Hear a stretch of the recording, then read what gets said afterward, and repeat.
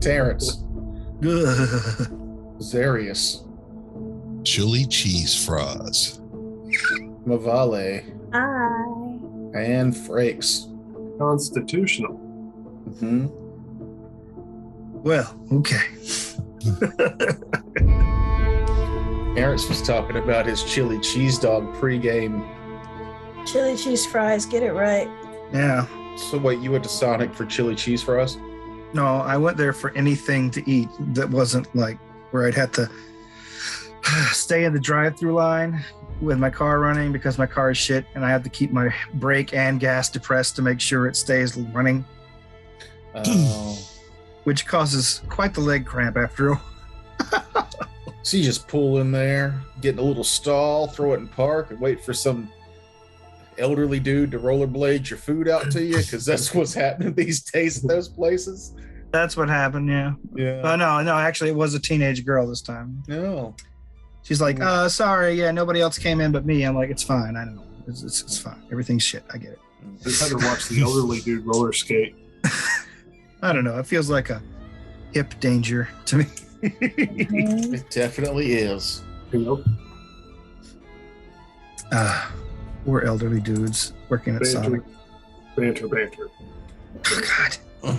Yeah, like I would never take that risk now. I've never broken a bone except for my nose, which doesn't count. Yeah, that's cartilage. And yeah, like never broken anything or whatever, never sprained anything until very recently. And now I'm like, God, no, never again. Never again. I'm going to be super careful. Every step I take, I think about it. I broke my clavicle when I was 5. That's the last time I broke a bone. Sheesh. I broke my clavicle when I was 12 playing basketball. Sort of. Tackle basketball. And, Tackle basketball. What? Tackle basketball. Yeah, it was tackle the guy who had the ball before he could shoot. Wow. So all the bigger kids who were in high school, when I had the ball and was about to shoot, they decided to dogpile me. And I heard it snap, and I had to ride my bike 1.5 miles home because my brother said he didn't believe that something broke. And there were no cell phones, and you couldn't just be like, Mom, come get me. Exactly. I broke something. Yeah, I remember once I was riding my bike in the neighborhood, and there was I was going down this big hill, and then I had to turn either left or right. And there happened to just randomly be all this sand at the, right where you turn. So I take the turn really fast, and I skidded, my bike just kept turning and didn't stop, and I fell off of it, and I scraped up my whole chin and just dragged my face along the ground, and I lay there for 5 minutes just crying, and then I had to ride my bike home with my face just dripping. That's a really bad Akira slide. Yeah. I think the only bone I've ever broke has been in my hand. Y'all seen those punching machines that you see at the arcades? Mm-hmm. Yeah. I punched it so hard that I broke the bone to where your pinky's at. Mm-hmm. It's in your hand. This one right here. Yes, I broke that bone. What the fuck, And Jeff? I was trying I got a high score on it at that time, but He doesn't know his own strength.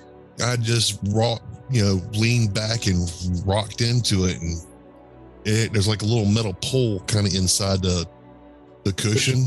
Yeah. I hit it too hard. That's funny. That's actually the same bone that I broke by getting my hand caught between my helmet and another football player's helmet when we were doing blocking drills at practice. Snapped it like a green twig. I broke both my pinky toes multiple times, but there ain't shit you can do about that. So Yeah, no, you just walk that shit off. walk painfully off for several weeks. Anyway, all right. I used to have the second toe on my foot. Right, if this is the big toe and this is the second toe, it used to look like this, where it would stick out past the big toe. Now it doesn't. Now it looks like this because I broke it too many times, not realizing, that toe sticks out further. That's funny.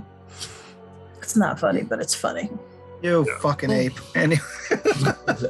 All righty then. All right. So, when last we left off, you guys had just had your meeting with Pod Demomark. He persuaded you to sign a magical contract to take 10% of the treasure once found, not do him any injury.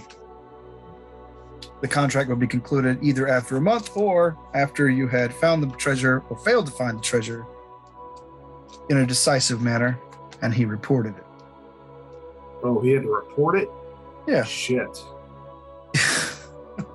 Like I said, he's interested in the glory, only slightly more than the money. Well, I thought it was ending not after he reported it, but after he divvied up the magic items.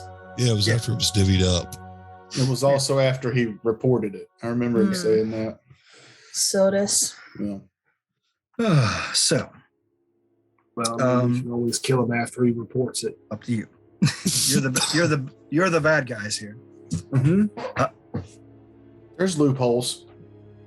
Loopholes, baby. We love them. Actually, I try to memorize that contract fairly well. Alrighty. Excuse me. Sorry. So with that spell, the magic's on it, could we attempt it and just not succeed? Or would it just be like, nope, I don't even want to now? Like, how does that work? He has to declare it a bust or a success, basically. No. But I mean, if let's say Jeff got a wild hair up his ass and he's like, I really just want to stab this guy in the back of the neck. Would he want to still? Or would it be like, no, the contract said no, so I don't even want to do that? No, the contract, if you decide to go against it,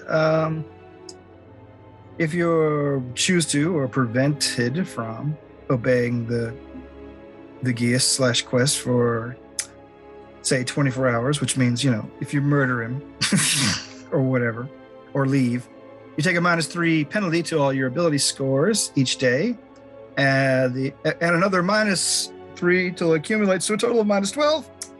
No ability score can be reduced to less than 1 by this, so that's good news.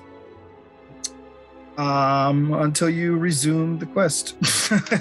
Basically, you're stuck being a weakened, sickened individual by not going. And if he dies of natural causes before it's over, then yes, the contract would be nullified. Because I was about to say, because nowhere in there did it say that if he was killed by something else, we are held responsible. Mm-hmm. No. Okay. Oh, so if, let's say, someone had to fly him up to another level and their hands were sweaty and small and he fell, gravity killed him. No, you let him go. No, that's intent, buddy. No. But if, let's say, we're fighting something and he dies while we're fighting that something, and we're all just trying to fight that something, but he died. To the best of our We don't have to protect him. We just can't harm him. Mm-hmm. So I can't hamstring him Nope. while we're fighting, but I don't have to jump in the way of a sword. Right. Got it. That is correct. I think I'm picking up what you're putting down here. All right.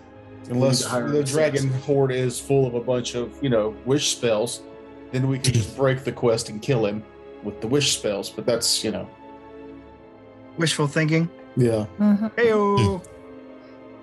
And lastly, is he going to be with us the whole time? Like he's coming with us on this whole journey? Well, Or technically, are we you're going with going on our him. own? Yeah, okay. Yeah, I was just making sure that we are all going to have to remain disguised and carrying on for this entire time. And when did he say we were planning on starting this? Was it going to be tomorrow morning? Yes, he says we'll start on the morrow. Okay. Enjoy your night here tonight. Tonight we drink. Tonight you drink, tonight you dine, tonight you party. The party goes well on into the night. Actually, the And Golden Jeb Companion. Jeb is there for it. He's there for that party. All right. Let's see. He's drinking, he's eating, he's feasting.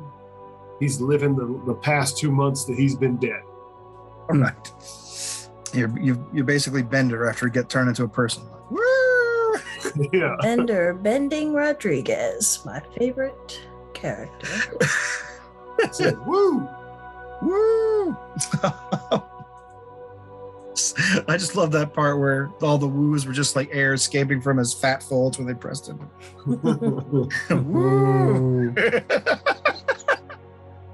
It's dead. Anyway, sorry.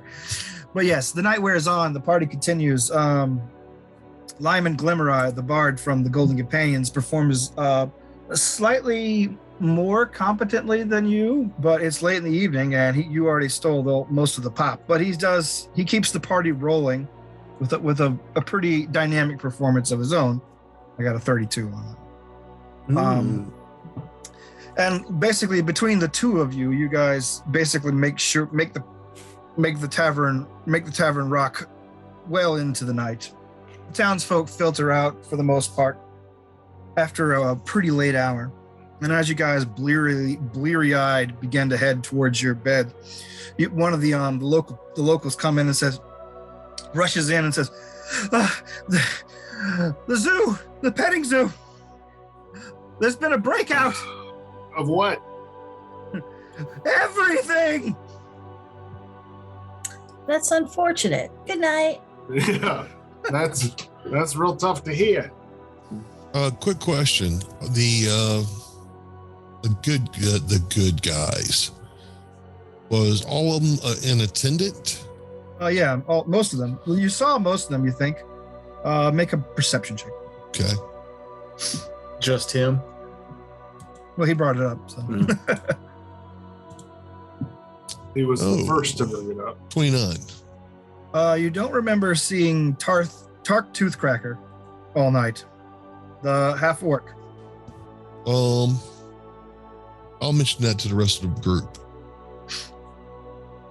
Is there? Do we know anything about their group of like what he might be? Is he a ranger, druid, animal lover? According to the stories, he uses his righteous rage to battle foes. He's a barbarian.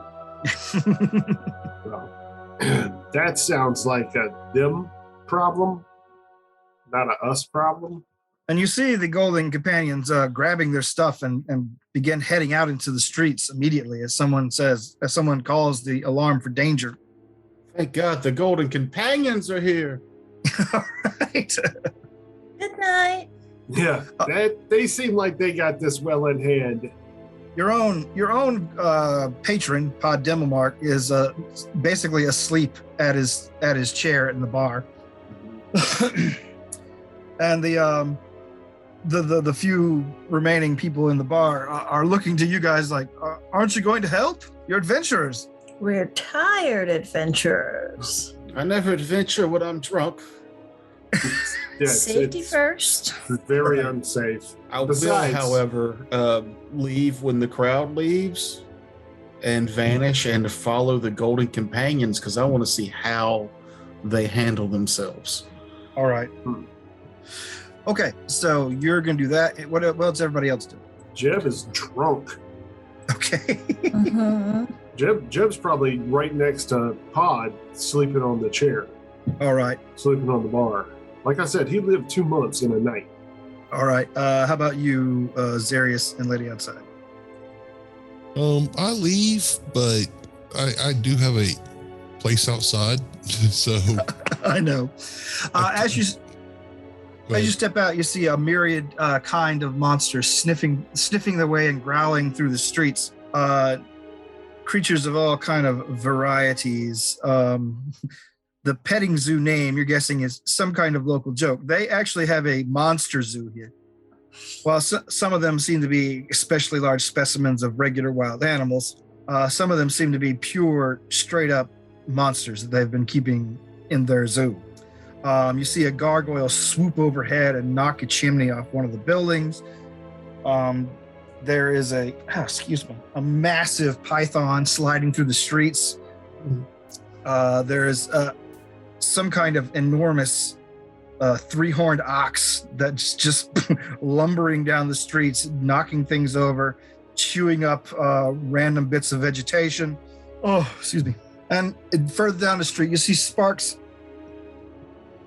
and blasts of light as the Golden Companions seem to be doing battle with something down there. Tiffany takes this opportunity to go behind the now empty bar, Okay. find the best spirits and spirit them away into my luggage. All right, you rob the bar of all the top shelf stuff while everyone is distracted. Got it. It's gonna be a long trip. You never know. You said there was a snake and an ox. Wish I would have thought of that. Yeah. I'm going to cast Murderous Command on the snake. What do you? How does that work? What is that? Basically, it makes it attack. Gives the target a mental urge to kill its nearest ally, which obeys to its best of its ability. All right. Let's see. Does these things have allies? Yeah. I guess the other zoo creatures would count, I guess, for this purpose. All right. So the snake, after you cast the spell on it, turns on the enormous ox thing and slides over to it, rears up, and the ox thing begins rearing up as well, feeling threatened as they begin doing mortal battle with one another. Meanwhile, down the street, let's see. You, Valric, are skulking in the alleyways watching the Golden Companions do their work. You see that there is a creature that you haven't seen before, a pair of them actually, being assaulted by the companions. The creature has spikes covering its body. It has a vaguely both reptilian and bovine kind of features. Mm-hmm. And its face has like long teeth and glowing red eyes. Make a knowledge arcana. Sure. 16. You only know these things vaguely from bestiaries. This thing is a hodag. Oh. A pair of them. The companions work well in unison. They are fighting with each other. The gnome immediately begins inspiring them with some bardic music. The wood elf, female Alva Thornfire, moves back to a defensive position and begins casting spells on them. The half elf, the one that was giving you guys kind of like the stink eye whenever you guys saw him, is calling out to the group. They're only dumb animals. Please don't kill them. We have to say this town is relying on them. The dwarf, you see, is just running up to them and just being pummeling them in the face with kicks, punches, etc. And finally, from a nearby rooftop, you see Tarth Toothcracker leap through the air and land on one of their backs with his great axe, heedless to his companions' plea to do non-lethal, slashing into them or chopping into one of their backs. The leader, Trina Hearthshine, is actively, basically, what's the word I'm looking for? Directing the combat. People tend to pay more attention to her. They do what she says. Even Toothcracker stops his more murderous assaults and tries to do more subduing things here after she orders him to. Eventually, they knock those two out and then go down a side street, going after what appears to be some enormous fucking bird that is strutting down the back alleys and behind the buildings. Is it a giant yellow bird? No, it is not big Is bird. it a big bird? One might call it big. We say it's a big bird. It is an especially large bird with a bony crest on its head. Mm. Oh no. There's a mammoth with no tusks walking beside it. Street, and it's on the street of Sesame. Mm-hmm. No, I'm picking up on all the, like, I'm keeping a mental note of their fighting styles and techniques, and just in case we were to fight them, it's like, okay, let's take out the buff wizard first, take out the bard second, maybe the barbarian is somebody we could even sway because of his murderous rage. I wanted to see all this to see if they were, not typecast, so to speak, Yeah, no, they're very typecast. They're traditional, like heroes. But now I know. All right. They are working as a team, which is unusual for you, and Hey, Doing we their work as a team when we all need to survive an encounter. and they're doing their best to think about the town's needs while they do it, trying to subdue the animals and get them back in their cages. That we're not Fuck so good that. with. All right, so, well, we're going to have to end the episode here. That was my fucking combat encounter for the night. And we didn't participate. Sorry. Fine, it's fine. You didn't have And to. we It's sleep. And we wake up and we go on our mission. cool.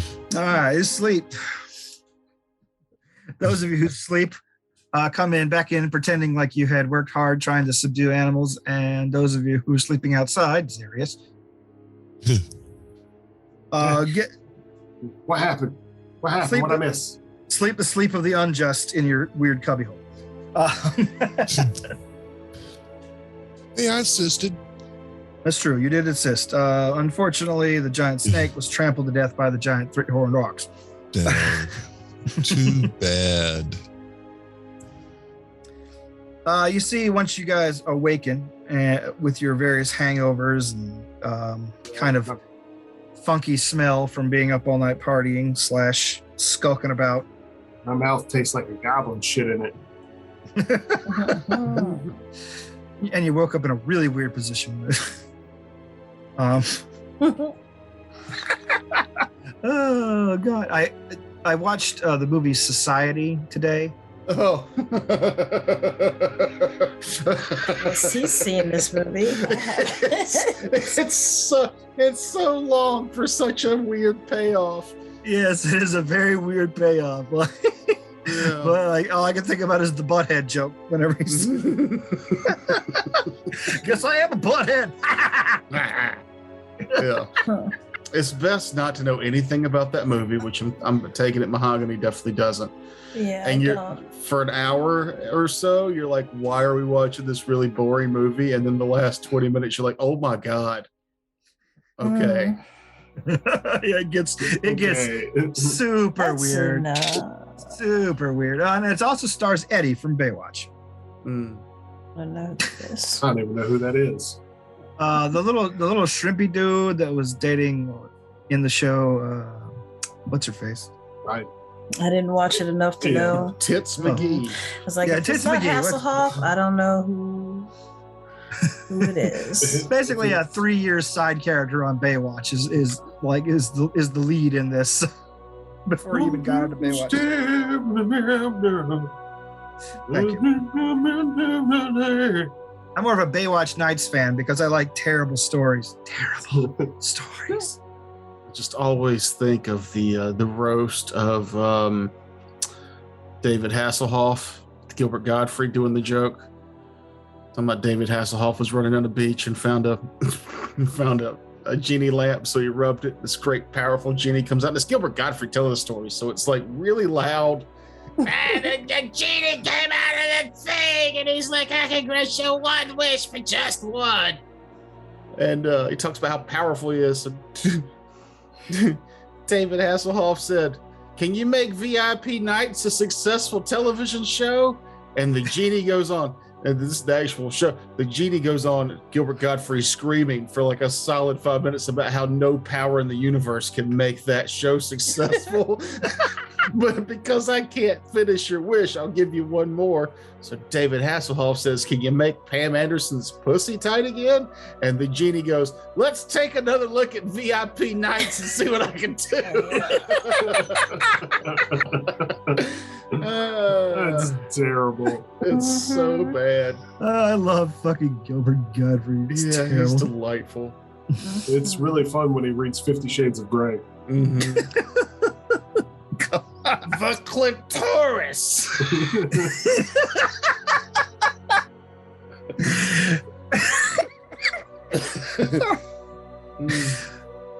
I can hear it in my head. He's saying clitoris. It's terrible. But yes, It's on YouTube. You can find the clip of him reading 50 Shades of Grey. I can wholeheartedly recommend Society. Bear with the first half. The second half is ape shit. Now that we've vamped, you got our next part lined up. No.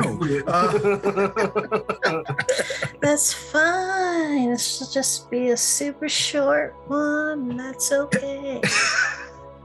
Anyway, let's move on. You guys wake up. Everyone's a little hungover. The town is in shambles. There are hoof prints in everywhere. The street is torn up. When you come down the stairs, if you stayed in your hotel room, seeing that there are lots of pots of coffee and hot breakfast set out, not necessarily for you, but for the Golden Companions, who are all there and all look a little beat up. And all of them don't look like they had a lick of sleep. I'll go over and pour myself a cup of coffee and load up the plate. Same. All right. Good morning. Good morning, says the paladin. Where were you folks last night? What happened last night? There was a breakout at the local zoo. Ooh. A lot of them creatures and monsters got loose. I guess, yes, I suppose if you drank too much, you might have slept through it. Yeah, I drank a lot. I definitely Practically the whole a lot. bar. all the top shelf. It's gone. No. Yeah, the bartender's scratching his head over that one. Like, I don't remember serving all that, but whatever. I There's guess plenty we of gold just- about. I guess we just slept so well because we knew the town was so well protected due to you golden guys being here. Well, not saying it wasn't a little exhausting. We might have to hit that hot spring again after some rest. The mayor definitely earned it. the mayor Thank you for the shows service. the mayor shows up and basically gives them the same spiel. Thank you for your service. You've done a great job. Is there any way we can reward you? Blah blah blah, et cetera, et cetera. And they're being gracious about it, saying, "Oh no, it was all in a day's work for the Golden Companions of yada yada yada." But the mayor is insistent that he at least do something for them. But you guys are sitting there stuffing your face with their continental breakfast. So Isn't this for everybody? they don't complain that you're eating it, but they're just those kind of people. Yeah, suckers. Yeah, suckers and dupes, marks, if you will. All 7 of them here, even Toothcracker, who you see has an enormous gash on his arm that Miri Angelheart, the beautiful cleric, is tending to, and you see the wound sealing up as she mutters a prayer. Was that the half elf? She is no, she's not a half elf. She is, those of you who are in the know, she's clearly a plain touch. She's just a little too fucking perfect to be a human being. So that wasn't the one who was giving us the side eye when they came in. No, that guy is basically got his face in his coffee and it keeps his eyes like directly on you the whole time you're in the room, no matter what's going on with his own. So when I walk up to him, I'm kind of going, well, did anybody ever figure out how the animals escaped last night? Was there anybody missing last night that we didn't see? I thought everybody was here at the inn with us while we were having fun and enjoying stuff. So was there anybody that we would notice that was missing that could have caused this? Maybe. They Wink, look wink. at you. They look at you a little bit hesitantly, and then you see some of them give Tark the side eye. And he's like, "I was on patrol. We have enemies that might have followed us here. I was just making sure." But So your enemies might have done this to the town. Oh, geez, that's so bad. The mayor gives them a questioning look as well. And the paladin steps up and says, "If that is the case, we will root them out and make sure they pay for this, mayor." Yes, we have a lot of expensive repairs to make. But we'll get on with that. We thank you for helping us subdue the animals. And he takes his leave rather quickly, suddenly cutting off a lot of the reward talk after your little interjection there. Oh, well, let me go enjoy my meal. And I step off and I'll go to another table and enjoy my meal. Go load up a plate from their breakfast. So did anybody know who did this? I won't touch their breakfast. I'll actually grab go order another breakfast. All right. Your breakfast is delivered, and your party is sitting there eating from the buffet style spread, while your perfectly regular breakfast is served to you by the innkeeper. As you guys are sitting there and mowing down on food, you see the companions begin talking to each other in hushed tones, as if the thing you said has suddenly sparked a different conversation amongst them. You see some of them pointing at Tark, and he begins pointing back rather angrily. Ooh. It looks like you've spread a little strife in the Golden Companions of Righteous Resolve, but Not me. you begin as you guys are finishing up your breakfast. A bleary-eyed Pod Demomark finally comes downstairs. All right, let's hit it. Oh, it's too early. Oh no, we're gonna call this one today. Oh, come on. I don't think I've drank this much in years. Coffee? Black? Please. Early to start, early to finish. Right, Valric? Besides, he looks over at the companion. He's like, I don't think we have to. Christopher. Huh. He looks over the Golden Companion and says, I don't think we have much to worry about in the way of racing anyone today. They all look like they're about to pass out. No sense in waiting until we all leave at the same time if we can help it, though. That's true. Let's give it an hour or two and get going at lunchtime. How about that? Works After for me. lunch. Yes, after lunch. I like the way you think. You think like a wizard, madam. Yeah, Tiffany. Eat. Yes. Meanwhile, I guess we'll go back to the hot springs. Make sure. I don't know what works. All right. All right. So yeah, you can spend a little time at the hot spring. They actually charge you this time. It's just a few gold pieces to enjoy yourself.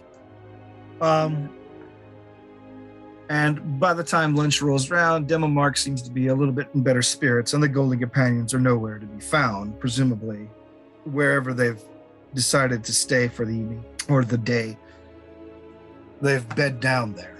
Demomark, after getting everyone together and refreshing himself, of course, he greets you with the same enthusiastic gusto he had the first time you met him and says, well, I'm glad we're all here and I'm glad we can get going. You were right, Mr. Smith. The sooner we can get started, the better. I don't want any tag-alongs following us if we can help it. Mm-hmm. Now, what do you know about the area?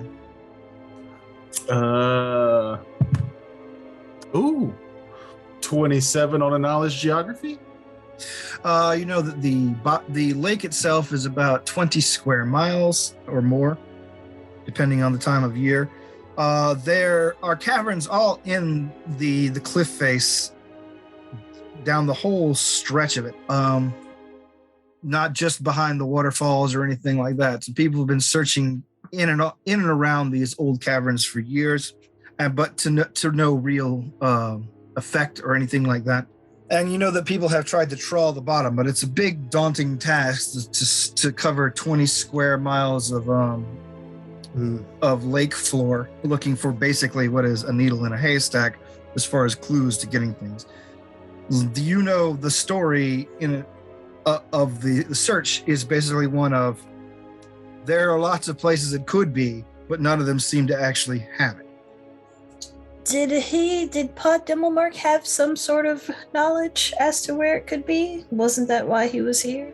Yes, that is why he's here. He was just trying to feel out what you guys already know about the area. Mm-hmm. Do you recount your knowledge to him? Or? Yeah. Okay. Let him know that he's getting his money's worth, I guess. All right. He nods and says, you are deceptively informed, Mr. Smith. I did my research when I knew we were going to be here for this. I might not sound it, but there's reasons I get paid for what I do from time to time. Right here, he pulls out a pamphlet. See, right here, it says 20 miles and says everything about. Yeah, just read a brochure from a little visitor center. Like quotes it word for word. Capital of Thailand is Bangkok. Thailand. Yeah, baby. Sorry. I think I've had too much of this gin already. Hmm. You? Too much gin? Never. I mentioned to him, I assume that since it was never discovered in the caverns and stuff that were easily accessible, that means it was supposed to be in some places not so accessible. Most likely place would be underwater, since black dragons supposedly can swim underwater and breathe underwater. That was my thought initially too, and that's where a lot of my research lied, or lie, whatever. But I think I've stumbled across something a little bit interesting.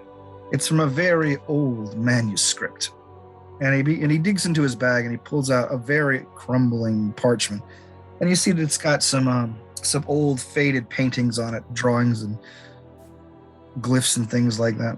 He unrolls it and like shows you there. He says, "Here, there's an indication here that on the western side of the waterfall. I thought it was just an ink blot at first, but then I looked at the shape rather closely with this magnifying glass, and he slides it over to you. And when he slides the glass over the top, you can clearly see underneath the glass that there is the ink blot itself is a stylized circular draconic form. Now, this manuscript is at least 600 years old. It comes even before the time of Herjek the Twisted, back when these kingdoms were a lot wilder and a lot less, notorious. But the mapper here, the person who made this map, specifically denoted that he saw the Black Dragon even back then. And it still must have been pretty sizable.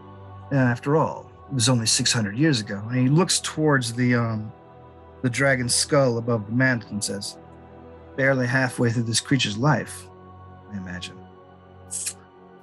But, as you can see, that if this is any indication, then we have a good general area to start with.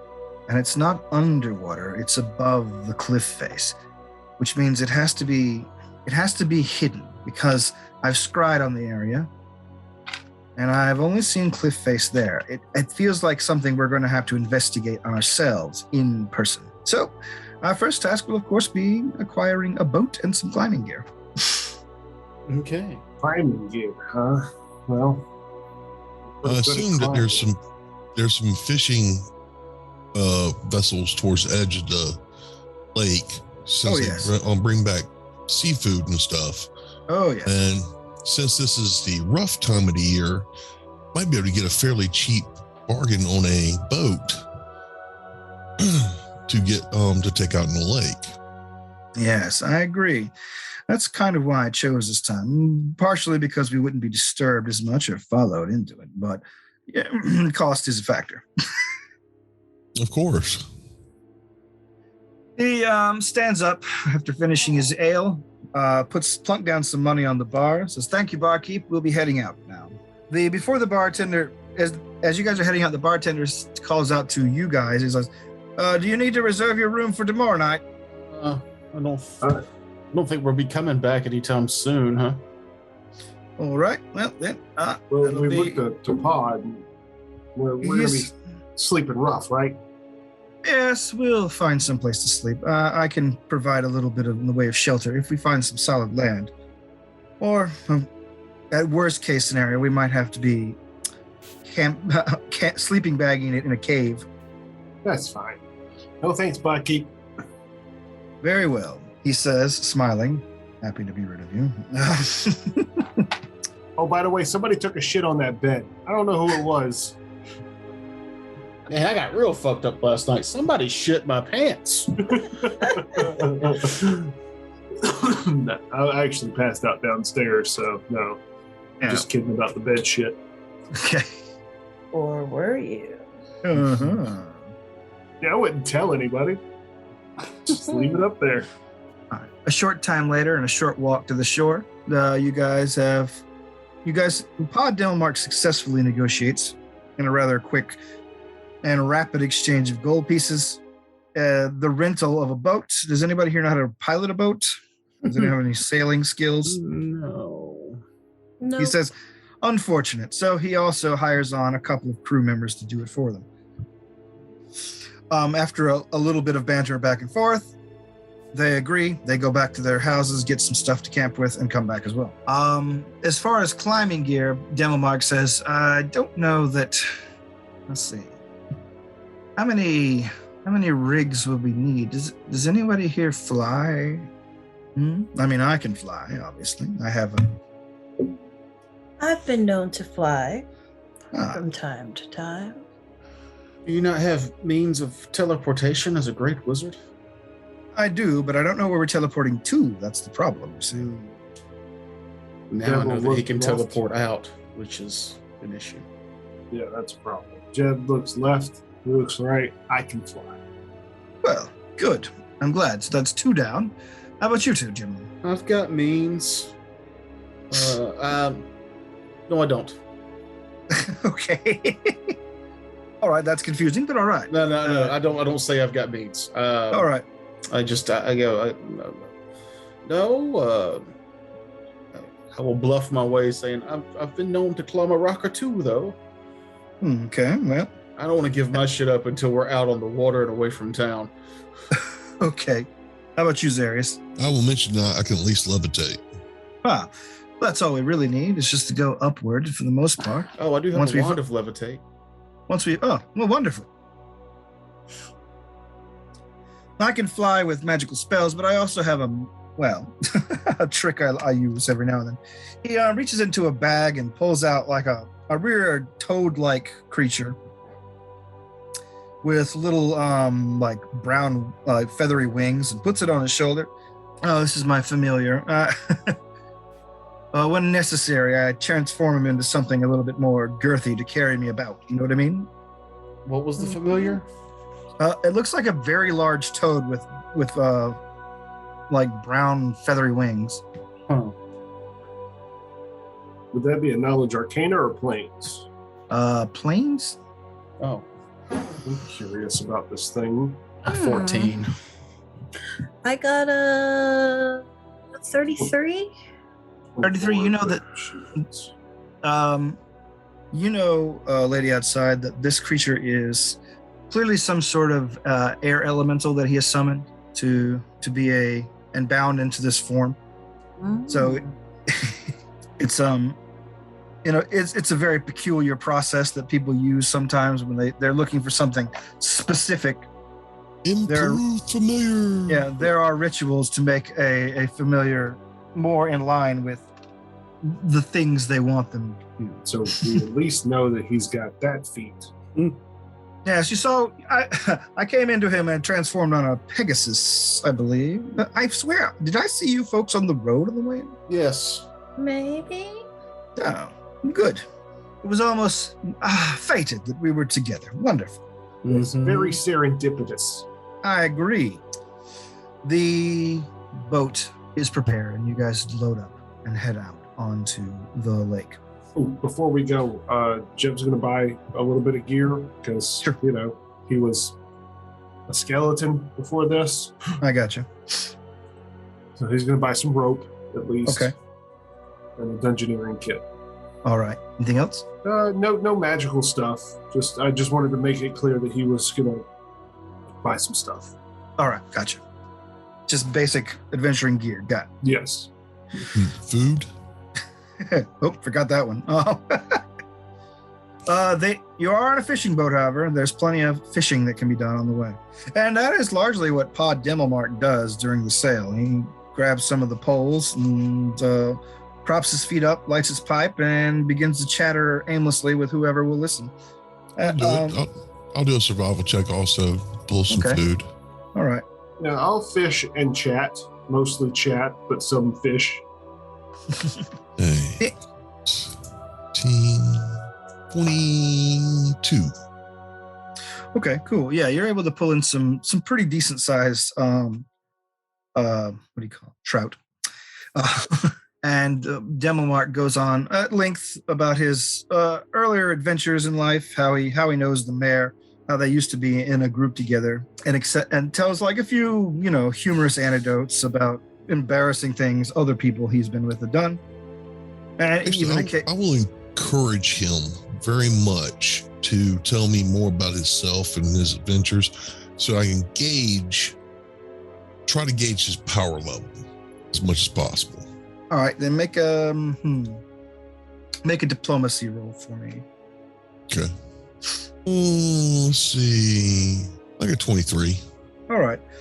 You're able to surmise from his various descriptions of his past and current adventures, he can cast spells at least of the 6th sphere. Okay.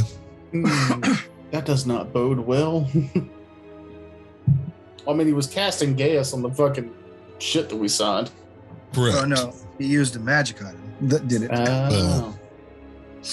Well, he did say teleport. Yes, he can teleport, which is a 5th level spell. But yeah, Gaius is within his abilities, though, in general. Mm-hmm. For wizard sorcerer. He goes on, and eventually even he gets a little winded of talking. His voice gets scratchy. He begins sipping an ale and just doing the dedicated work of your average fisherman of drinking and pulling in the catch. You guys sail for the better part of the day and into the dark of the evening, passing by the magnificent waterfalls that splash down into the lake, heading to the western side of them. They are wide, and it takes a long time. The mist... I'll do a little bit of entertainment singing while we're going. Okay. The mist from the falls billows out even as far as a half mile from their impact. This lake has that telltale smell of just the light amount of sulfur. And you're guessing that no matter what the weather here is, the bottom of the lake will always be warmer than the top of it. As you get into the dark of the evening and as you're heading around, the fishermen tell you that there are some bunks and things downstairs if you'd like to rest. They're going to do the same, weigh anchor, and get ready for the night, because the Demomarch says you need the daylight for what he has in mind, the search. And well, let's just call it there, since we don't have much else to do tonight without taking up a good deal of time. Mm-hmm. Sorry, you guys ignored the combat encounter potential. So give us a different one. No. Improvise. Dance, monkey, dance. No. Entertain me. It's 6 o'clock. Yeah. Yeah. He's got to last 3 hours in today. Yeah. All right. Right. All right, everybody. Thanks for joining us, etc., etc., etc., etc. www.homebrewdetritus.com. Don't forget to rate us on whatever listening device you're using. All right. See you later. Bye. Almost like we're going to Dr. Wizzo there. Well, hi.